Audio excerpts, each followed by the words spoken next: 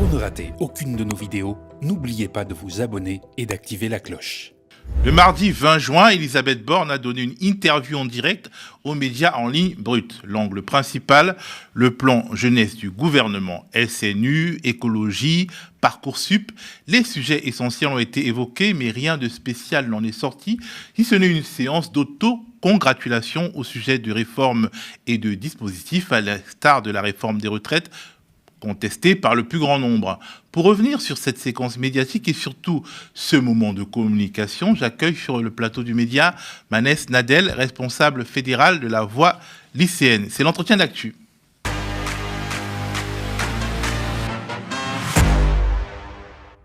Bonjour Manès. Bonjour. Alors j'aimerais commencer tout de suite avec toi sur une des questions centrales de l'actualité, la dissolution des soulèvements de la Terre. Est-ce que tu t'y attendais ?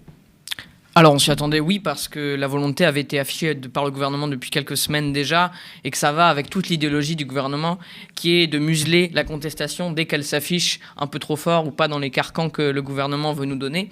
Et donc nous, on s'est montré solidaires avec les soulèvements de la Terre. Nous étions présents à la manifestation de soutien hier à Paris, et donc on continuera de se mobiliser pour soutenir cette organisation qui s'est créée et qui a été dissoute de manière abjecte. Et donc on va continuer à soutenir parce que voilà, comme ils l'ont dit et comme on l'a partagé aussi, on dissout pas un soulèvement, et dans la période historique actuelle que nous sommes en train de vivre, dissoudre les soulèvements de la Terre, c'est à la fois un non-sens, mais c'est dangereux, et c'est dangereux pour la démocratie. Est-ce qu'il y a quelque part des craintes pour un jeune militant comme toi ? Est-ce que tu imagines par exemple qu'un jour la Voix lycéenne, au sortir d'un conseil des ministres, pourrait être tout simplement dissoute ? Je sais pas, je fais pas de plan sur l'avenir là-dessus, je l'espère pas. Pour le moment, le gouvernement fait quand même mine de vouloir dialoguer avec nous, même si à la fin, ce qui en ressort, c'est pas un véritable dialogue.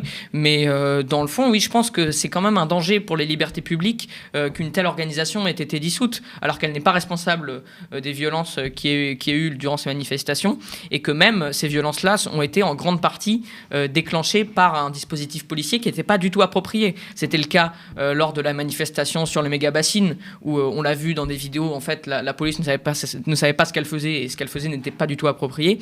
Et ça a été la même situation sur la mobilisation contre le Lyon-Turin.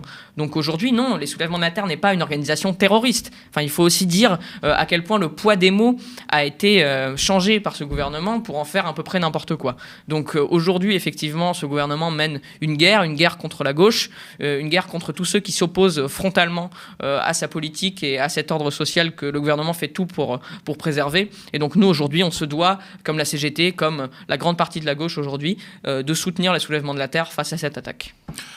Alors, au sujet de la thématique écologique et de la thématique jeunesse, Elisabeth Borne a été questionnée par le média Brut sur le sujet. On l'écoute. L'autre partie qui nous concerne aussi, c'était sur les déplacements en avion. Là, la personne suggérait une limitation à 2 voyages en avion par an par personne. Comment on va faire pour réguler les déplacements en avion à l'avenir ? Est-ce que c'est une piste intéressante, cette idée de 2 voyages par an ? Je ne sais pas si on doit en venir. Enfin, vous voyez, peut-être là où je pense que ce n'est pas la voie que moi je privilégie, c'est que je pense que les gens peuvent aussi être incités à prendre d'autres modes. Par exemple, on augmente les taxes sur les billets d'avion, on essaie de rendre le train plus accessible, on développe le réseau ferré. Au niveau du train, enfin, vous regardez, vous faites vite des comparaisons. Des fois, un billet de train coûte plus cher qu'un billet d'avion. Oui, alors c'est pas complètement surprenant dans le principe, parce que pour faire un train, c'est beaucoup d'infrastructures et ça coûte de l'argent. Mais ça motive pas forcément mais les du gens. coup, non, mais donc du coup, ça renvoie à ce qu'on évoquait tout à l'heure, l'intérêt qu'il peut y avoir à permettre notamment aux jeunes de découvrir le train et d'avoir accès à des billets moins chers. Mais vous voyez, plutôt que de dire on va vous interdire, enfin, je ne sais pas dans quel monde on a envie de vivre, je ne sais pas si les jeunes ont envie de vivre dans un monde où on a son quota de billets d'avion et quelqu'un qui vous surveille. Je ne suis pas sûr que ce soit formidable comme modèle. Une réaction, Manès Nadel ? Tout ce que dit Madame Borne est insensé, mais je voudrais quand même réagir surtout à la dernière partie de ce qu'elle vient de dire, qu'elle vient pas de dire, mais que je viens d'entendre en tout cas, qu'elle n'a pas la volonté qu'on soit dans une société où on est surveillé. Mais Je veux dire, on est déjà surveillé aujourd'hui. Il y a des moyens de répression policière. Il y a, avec les Jeux Olympiques, des moyens qui vont être mis en œuvre qui sont extrêmement choquants. Et c'est pas avec le réchauffement climatique que ça va se déclencher. Donc, Madame Borne, tout ce qu'elle dit aujourd'hui est un non-sens par rapport aux priorités qui sont celles de la jeunesse. Et donc, est-ce qu'on a envie d'être dans un monde où on est bridé sur nos trajets d'avion? Mais je vais vous dire, la majorité des Français, évidemment, qui sont bridés dans leurs trajets d'avion. Enfin, tous les Français prennent pas l'avion 10 fois par an, surtout pas, et même 2 fois, même une fois. Ils sont bridés par leur absence de moyens financiers. Bah oui, mais c'est en fait ce qu'on voit avec Madame Borne, c'est que plutôt que de demander aux personnes qui ont le pouvoir aujourd'hui de faire des efforts pour qu'on puisse sauvegarder notre planète, elle préfère dire non, on va contraindre, on va leur demander gentiment. Par contre, quand ça va être les gens qui travaillent, les gens qui eux ont pas les moyens, là on va passer avec un petit coup avec un petit racloir pour aller leur prendre ce qui leur reste et faire des petites taxes surtout. Mais écoutez, cette stratégie de faire des taxes soi-disant pour la transition écologique, c'est ce qu'ils avaient essayé de faire au moment des Gilets jaunes, on s'en souvient, et on se souvient aussi de ce que ça a donné. Aujourd'hui, je pense que la majorité des Français est favorable à ce qu'il y ait un ralentissement dans ce système économique pour qu'on puisse enfin passer à autre chose et avoir une planète qui est vivable. Je pense que c'est une volonté générale dans la société. Peut-être pas générale, mais en tout cas majoritaire. Et aujourd'hui, c'est pas du tout ce que fait le gouvernement. Et donc, au bout d'un moment, on l'a vu avec les soulèvements de la Terre, il va se passer quelque chose. Je ne sais pas quand, mais en tout cas, les gens vont finir par se révolter parce que ce monde est trop injuste pour qu'on reste à ne rien faire et que le changement climatique pèse encore une fois sur les plus pauvres. Donc, les solutions qu'apporte Madame Borne sont absolument pas satisfaisantes en aucun point et je pense que tout le monde le voit. Alors, difficile de ne pas penser, en écoutant Elisabeth Borne, à la manière dont le gouvernement traite les mouvements de jeunesse, lycéens, étudiants écologistes, puisqu'elle se fait là, en parlant de l'avion, une apologiste de la liberté. Mais effectivement, les mouvements de jeunes ne sont pas logés à une enseigne qui serait désirable. Bah c'est sûr, ou alors c'est elle qui choisit, parce que là, on en parlera peut-être après dans les annonces qu'elle a faites. Il y a notamment une volonté de faire un passe-train pour promouvoir l'engagement. Mais alors attention, c'est là qu'il y a la finesse, c'est quel engagement? Parce que l'engagement, en fait, c'est Madame Borne qui va choisir quel engagement est légitime et quel autre ne l'est pas. Donc là, ce pass, ça va être pour ceux qui font le SNU. Donc le seul engagement, c'est le SNU. Mais si Madame Borne veut vraiment être l'apôtre de la liberté et de l'engagement de la jeunesse, elle devrait promouvoir tout l'engagement associatif, syndical, citoyen, et pas juste rester être bornée dans sa logique qui est que pour être engagé, en fait, non, il faut faire ce que le gouvernement veut, c'est-à-dire un service national qui soit obligatoire ou pas. On reviendra sur la question du SNU. Donc, Elisabeth Borne, évidemment, a parlé chez Brut de Parcoursup. Écoutons ce qu'elle disait. Question notamment de Marion, LC sur YouTube, qu'on salue. À quand une nouvelle réforme de Parcoursup? On sait que ça engendre chaque année des frustrations, beaucoup de stress. Est-ce qu'il y a des évolutions qui sont à venir, ou peut-être même une suppression d'une plateforme qui est parfois contestée? Alors, ceux qui nous parlent de suppression, ils voudraient quoi à la place? Parce que je pense que quand on se souvient de ce qu'il y avait avant Parcoursup, je pense qu'il y avait peut-être plus de défauts. Ça se terminait par un tirage au sort. Enfin, évidemment, chaque année, on essaye d'améliorer Parcoursup. Ce serait quoi les pistes aujourd'hui, si vous en aviez, d'amélioration, s'il y en a peut-être. Enfin, moi, je note que ça s'est plutôt mieux passé, qu'on a pu répondre à la plupart des étudiants plus tôt, qu'on a complété, qu'on donne davantage de vision sur ce à quoi les formations dans lesquelles on envisage de s'engager, à quel métier elles peuvent mener, quel est le taux d'insertion dans l'emploi. Je pense que mieux éclairer les jeunes au moment où ils font leur choix, ça me paraît quelque chose d'important. On évoquait peut-être de façon plus ponctuelle avec des jeunes hier, le fait que si vous avez votre bac et que vous faites un service civique, vous êtes pénalisé si vous vous réinscrivez l'année d'après sur Parcoursup. Donc il y a certainement des améliorations qu'on peut apporter et je pense que c'est important qu'on continue l'écoute avec les associations qui représentent les jeunes pour apporter des améliorations qui leur semblent prioritaires. Elle n'a pas l'air très à l'aise, notre première ministre, sur ce sujet Parcoursup. Non, pas trop. J'ai pas très bien compris tout ce qu'elle a dit parce que c'était un peu flou, mais je pense que c'était volontaire. Par contre, il y a une chose que j'ai bien compris, c'est au début, c'est elle a dit « Ah oui, mais ceux qui veulent abroger Parcoursup, qu'est-ce qu'ils nous proposent ?» Alors là, c'est quand même un peu osé parce que Madame Borne, quand on lui envoie des communiqués de presse, elle pourrait peut-être les lire, comme ça elle pourrait comprendre ce qu'il y a dedans et comprendre un peu ce qu'on propose. Et quand elle dit qu'elle dialogue avec nous, il faudrait aussi qu'elle arrête de s'écouter parler elle, mais qu'elle entende ce que disent, comme elle l'a dit, les associations qui représentent la jeunesse. Parce qu'aujourd'hui, effectivement, la jeunesse n'est pas satisfaite de ce qu'il y a sur Parcoursup et c'est pas des petites choses qu'on pourrait améliorer parce que avant peut-être que c'était pire. Non.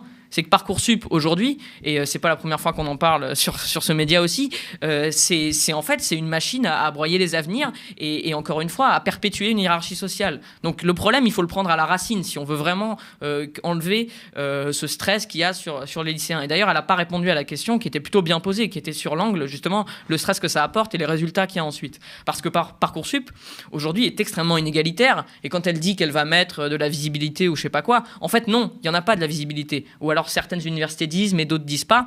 Mais moi, je connais aujourd'hui, par exemple, des gens qui sont dans ma fédération là à Paris de la voie lycéenne, qui ont eu, je crois, c'est 14 et 15 au bac. Et ils n'ont pas ce qu'ils veulent. Par contre, évidemment, comme on les a forcés à mettre des petits vœux annexes, bon là, ils auront leurs vœux annexes, mais c'est pas du tout ce qu'ils veulent pour leur avenir. Donc non, c'est pas sérieux. Parcoursup ne fonctionne pas. Parcoursup n'est pas apte à donner les solutions d'orientation aux jeunes, et c'est pas Parcoursup en lui-même, c'est qu'il n'y a pas de place à l'université, et c'est que la logique là-dedans, c'est la compétition à tout prix. Et ben la compétition à tout prix, ça marche pas, et Parcoursup, ça marche pas. On avait déjà évoqué le sujet la dernière fois sur le plateau du média, de Toujours Debout, cette enquête de Politis concernant le SNU, notamment sur ce point selon lequel le gouvernement envisagerait de récompenser sur Parcoursup les lycéens qui acceptent de faire le SNU. Je suis choqué, encore une fois, de voir ce genre de proposition. C'est comme l'histoire des passes de train, etc. C'est extrêmement choquant, effectivement. Surtout que là, de ce qu'on voit, et on en parlera peut-être après, mais de la nouvelle formule du Parcoursup qui a été annoncée par Madame El Haïry, en fait, ce serait donc les classes qui choisissent ou pas de faire Parcoursup. Évidemment, les classes des endroits où il n'y a pas de budget, où les profs ne sont pas remplacés, peut-être qu'éventuellement, ils seraient un peu moins aptes à se libérer 2 semaines sur le temps scolaire pour aller faire des levées au drapeau. Mais je dis ça comme ça. Ensuite, effectivement, c'est extrêmement... donc ça va être, si je comprends bien, les administrations qui vont choisir et les lycéens qui vont subir des choix qu'ils n'ont même pas fait eux-mêmes. Bon, déjà qu'un SNU qui serait choisi par les élèves serait promu sur Parcoursup, c'est choquant. Mais là, quand c'est dans cette formule-là, c'est juste inacceptable. Et je ne comprends pas que Madame Borne ne puisse pas s'en rendre compte. Et après, quand elle nous parle de dialogue, mais vous savez, nous, on a dialogué avec elle la semaine dernière. Bon, elle prend ce qu'on lui dit. Elle dit oui, j'entends très bien. Et ensuite, elle nous fait des annonces qui n'ont rien à voir avec ce qu'on a dit, à part des éléments de langage.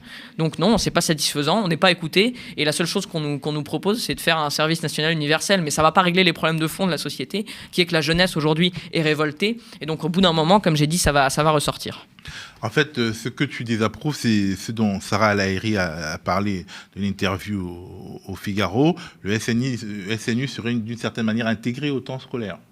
Oui, c'est ce que Madame El Haïry a annoncé. Donc, franchement, je ne sais pas quoi dire. D'annonce en annonce, soi-disant pour améliorer, il dégrade encore plus, quoi. C'est comme pour Parcoursup, elle nous dit que ça s'améliore sur la visibilité, mais non, en fait, on sait encore moins ce qu'il y a. Les élèves ne savent pas, les parents ne savent pas, les profs ne savent pas. Bref, il n'y a rien qui va. Et donc là, c'est pareil pour Parcoursup. Donc ce serait effectivement intégré au temps scolaire dès la rentrée de... Le SNU, tu veux dire? Oui, pardon. Parcoursup aussi, mais le SNU serait intégré au temps scolaire. Non, je trouve ça encore une fois choquant. Et de toute façon, nous, on a des propositions alternatives là-dessus, mais qui ne sont pas écoutées et qui ne sont pas respectées, tout simplement. Alors, le gouvernement a peut-être fait un effort. Il a reculé manifestement sur le SNU obligatoire, mais pas sur le SNU dans l'absolu. On pourrait penser qu'il renonce au fond. Pourquoi la Macronie s'obstine à ce point? Sur le SNU, c'est pas non plus un pilier. C'est une forme de renoncement, effectivement, mais il ne faut pas croire qu'ils ont renoncé parce qu'ils sont trop sympas. Non, ils ont renoncé parce qu'il y a eu au maximum 500 lycées bloqués pendant ce mouvement, et un mouvement qui va ressortir, je pense, à un moment ou un autre. Donc oui, il y a eu un rapport de force qui a été mis sur le gouvernement, et ça nous a permis d'obtenir ça. Mais maintenant, ça ne veut pas dire que le gouvernement fait tout ce qu'il faut, surtout pas. Et donc ce SNU, non, même dans sa forme originelle, c'est-à-dire... le SNU a toujours eu vocation à être obligatoire. C'était dans le programme de Macron. Là-dessus, on ne peut pas lui reprocher de cacher son jeu, même si c'est ce que fait Sarah El Haïry. Mais par contre, le SNU, nous, dès qu'il a été mis en forme, on a tout de suite dit que ça ne convenait pas, parce que promouvoir l'engagement peut-être, mais dans des associations, à la limite permettre aux jeunes de faire des activités, ok. Mais si c'est pour avoir encadré par des militaires et pour nous apprendre ce que c'est que la République, je pense que ce n'est pas nécessaire. Alors, autre sujet, du moins autre proposition évoquée par Elisabeth Borne, le permis de conduire à 17 ans. On écoute. Donc je vous confirme qu'à partir de janvier 2024, on pourra passer le permis de conduire à partir de 17 ans et conduire à partir de 17 ans. C'est une mesure qui, évidemment, ne concerne pas tous les jeunes, enfin en tout cas tous les jeunes de n'intéresse 17 pas. ans. Oui, ça Ouais. concerne tous les jeunes, mais ça n'intéresse pas forcément un jeune qui habite dans une ville très bien desservie par les transports en commun. Mais par contre, moi j'ai annoncé un plan France Ruralité la semaine dernière. Il y a des territoires dans lesquels le jeune qui doit aller par exemple dans un centre de formation des apprentis, un CFA, quand il a son domicile, le centre de formation des apprentis et l'entreprise où il fait son apprentissage, c'est une véritable galère. Et de permettre de passer plus tôt le permis de conduire, je pense que c'est un vrai plus pour ces jeunes. Alors Manès Nadel, plusieurs commentateurs fustigent le fait que ce permis à 17 ans rendrait les jeunes plus disponibles, entre guillemets, pour les patrons, notamment dans le cadre des contrats d'apprentissage. Est-ce que tu partages cet avis? Est-ce que c'est une avancée, entre guillemets, qui est liée au désir des patrons d'avoir de la main-d'œuvre? Alors, d'une certaine manière, c'est quand même une avancée, parce que nous sommes favorables, effectivement, au permis à 17 ans, puisque ça permettrait quand même de donner un peu plus de liberté aux jeunes lycéens qui sont en zone rurale. Mais ce qu'on voit aujourd'hui, c'est effectivement ça. C'est que cette proposition-là du permis à 17 ans a été déformée pour que finalement, effectivement, elle s'applique à tous dans la règle, mais qu'en fait, le permis, c'est un poids aussi économique, mais il y aura une aide. Pas pour les lycéens de zone rurale défavorisées, non, pour les lycéens pas de zone rurale en apprentissage ou en lycée pro. C'est-à-dire qu'en fait, le but, c'est qu'ils soient insérés sur le marché de l'emploi ou juste qu'on en fasse de la chair à patron, ça dépend du vocabulaire qu'on veut utiliser. Mais en soi, oui, c'est l'objectif maintenant de ce permis à 17 ans, c'est de faire que les jeunes soient encore plus disponibles pour les patrons, pour qu'ils peut-être qu'ils puissent venir un peu plus tôt, repartir un peu plus tard, et comme ça, ils pourront travailler encore plus. Donc c'est effectivement, encore une fois, c'est une avancée qui sert les intérêts de la classe dominante que Madame Borne souhaite défendre visiblement, et pas les intérêts des jeunes. Les jeunes, ils ont besoin de services publics, ils ont besoin de transport gratuit et ils ont besoin aussi d'argent parce qu'aujourd'hui de l'argent il n'y en a plus et donc ça ne permet pas de s'émanciper du tout. Alors si tu pouvais te retrouver face à Elisabeth Borne là au lieu d'être face à moi, quelles revendications pour la jeunesse mettrais-tu en avant? Je lui dirais que déjà, il n'y a pas une seule revendication, il y en a toutes, mais qu'elles s'agrègent entre elles, et que grosso modo, si Madame Borne souhaite vraiment régler les problèmes, comme elle le dit, qu'elle prenne le problème à la racine. Et la racine, c'est qu'aujourd'hui, toutes ces réformes, elles ne sont pas dans l'intérêt de la jeunesse. Elles ne sont pas dans l'intérêt des travailleurs, elles sont dans l'intérêt des patrons. Donc c'est tout. Donc c'est pas une mesure ou une autre qui de toute façon sera déformée par Madame Borne qui servira. C'est une logique de fond. La logique de fond que nous on porte, c'est que l'éducation doit servir à émanciper et que c'est en changeant l'éducation qu'on arrivera in fine à changer le monde. Et c'est pas la revendication de Madame Borne. On n'est pas d'accord là-dessus. On défend pas les mêmes intérêts et donc on continuera jusqu'au bout à se battre contre tout ce qu'elle propose parce que jusqu'ici elle n'a proposé rien qui nous convienne. Merci beaucoup d'être venu sur notre plateau, Manès Nadel. Et merci beaucoup.